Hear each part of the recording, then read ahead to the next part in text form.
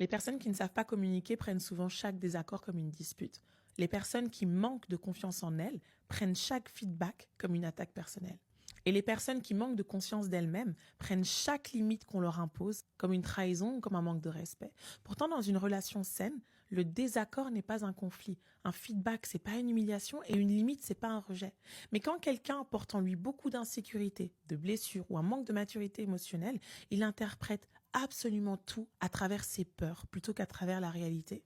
Et c'est là que beaucoup de relations deviennent compliquées parce qu'on communique plus pour comprendre, on communique pour se défendre. On n'écoute plus pour évoluer, on écoute pour réagir.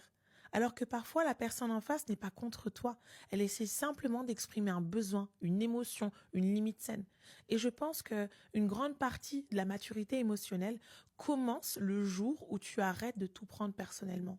Le jour où tu comprends qu'un désaccord ne remet pas forcément en cause ta valeur, qu'un feedback peut t'aider à grandir et qu'une personne qui pose des limites ne cherche pas forcément à t'abandonner.